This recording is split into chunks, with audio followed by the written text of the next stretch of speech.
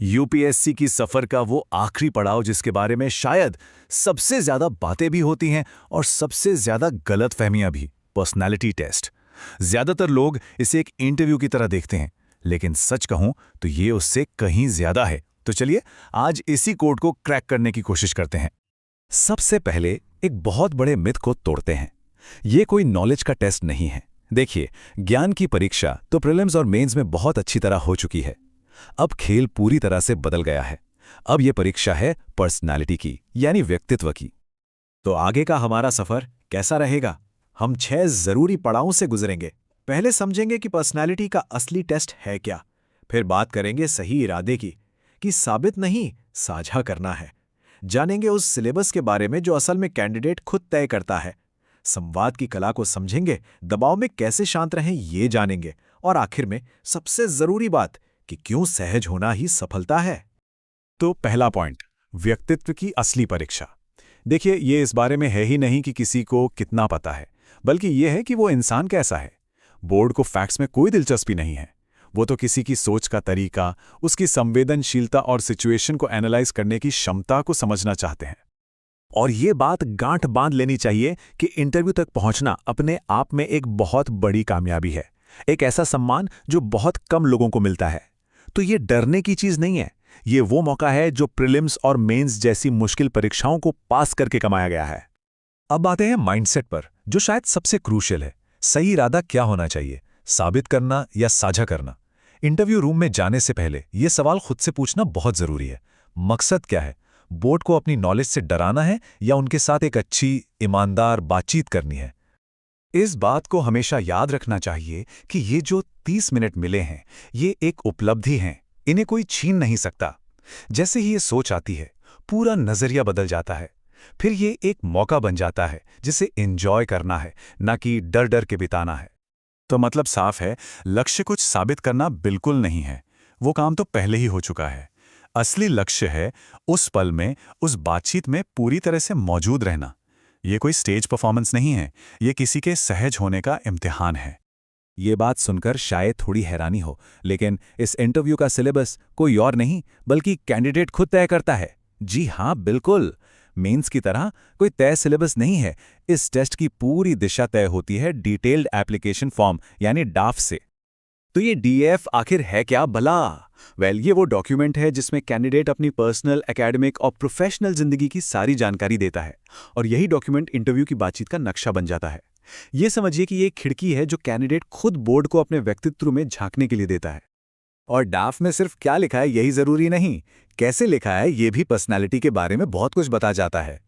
क्या उसमें बड़ी बड़ी बातें की गई हैं, या फिर भाषा में विनम्रता और सफाई है? बोर्ड इन छोटी छोटी चीजों को बहुत ध्यान से देखता है। हमारा चौथा पड़ाव, संवाद की कला, सुनना और सच। अच्छा कम्युनिकेशन का मतलब सिर्फ अच्छा बोलना नहीं होता। ये एक टू वे स्ट्रीट है, और इसमें बोलने से कहीं ज्यादा जरूरी है सुनना और पूरी ईमानदारी से बात करना। और यहीं पर वो सबसे बड़ा डर सामने आता है, जो हर एस्पिरेंट को सताता है। क्या होगा अगर किसी सवाल का जवाब नहीं आता? ये एक ऐसा सवाल है जो हर किसी के मन में होता है, लेकिन इसका जवाब बहुत ही सीधा और सरल है। अगर जवाब नहीं पता तो अंदाजा लगाना या ब्लफ करना सिर्फ ज्ञान की कमी नहीं दिखाता, ये सीधा सीधा सत्यनिष्ठा यानी इंटेग्रिटी पर सवाल खड़ा कर देता है। और एक होने वाले ऑफिसर के लिए इंटेग्रिटी सबसे ऊपर है। वहीं विनम्रता से ये कह देना कि सर, मुझे इस बारे में जानकारी नहीं है, ये ईमानदारी और सेल्फ अवेयरनेस दिखाता है। और इस बात से शायद थोड़ी तसल्ली मिले कि कई सफल उम्मीदवारों में एक ही इंटरव्यू में 5 से 6 बार तक सॉरी कहा है, और इसका उन पर कोई नेगेटिव असर नहीं पड़ा, क्योंकि बोर्ड ये उम्मीद करता ही नहीं कि किसी को दुनिया की हर चीज पता होगी। इंटरव्यू का एक और बहुत अहम हिस्सा है दबाव में संयम का टेस्ट। बोर्ड जानबूझकर मुश्किल सवाल पूछेगा या अजीब सिचुएशन बनाएगा। वो जवाब नहीं ढूंढ रहे, वो ये देखना चाहते हैं कि कोई प्रेशर में बिखर जाता है या शांत बना रहता है। और पता है, कभी कभी सबसे मुश्किल सवाल कोई सवाल होता ही नहीं, बल्कि खामोशी होती है। जी हाँ, बोर्ड की तरफ से एक लंबी चुप्पी। ये एक बहुत पावरफुल साइकोलॉजिकल टूल है जो कैंडिडेट को असहज करने और उसके धैर्य को परखने के लिए इस्तेमाल होता है। तो ये जो चुप्पी होती है, ये असल में क्या टेस्ट करती है? ये किसी के आत्मविश्वास को, शांत रहने की उसकी काबिलियत को और नॉन वर्बल इशारों पर उसके रिएक्शन को परखती है।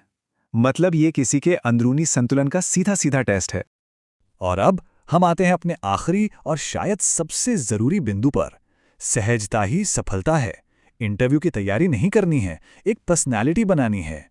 किसी और की तरह बनने की कोशिश या कोई नकाब पहनने की कोशिश बिल्कुल बेकार है। जो इंटरव्यू ले रहे हैं वो बहुत अनुभवी लोग हैं। वो किसी भी नकाब को पहले 5 मिनट में ही पहचान लेते हैं। सबसे बेहतरीन इंटरव्यू वो होते हैं जहां कैंडिडेट सहज होता है, मतलब बिल्कुल नेचुरल, बिना किसी बनावट के।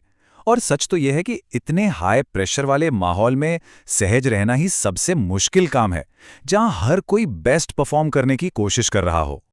तो फिर सवाल उठता है कि ये कैसे पता चले कि कोई सच में सहज है या नहीं? क्या इसका कोई टेस्ट है? जी हाँ, इसका एक बहुत ही सिंपल सा टेस्ट है। अपनी सांसों पर ध्यान देना। क्या सांसें शांत और नॉर्मल चल रही हैं या फिर वो बोलने में रुकावट पैदा कर रही हैं?